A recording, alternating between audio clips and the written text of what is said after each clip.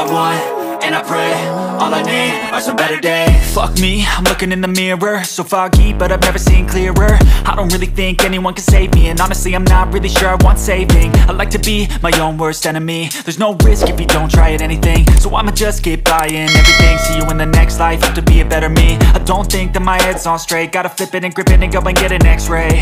What's wrong with me? I just feel weight pushing on my chest and it squeezes till I suffocate. Better change my mindset, meditate. It's pretty cool that I'm alive and have better days. I could walk, see, hear, I should celebrate. Think I could change my mind, maybe elevate. Living life, everyday, late at night, not okay. All I want, and I pray, all I need are some better days.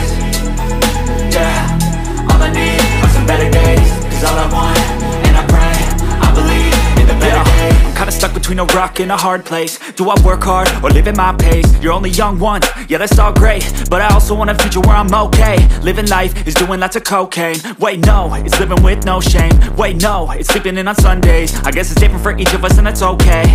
Well I just wanna be happy, how to get there? Glad that you asked me.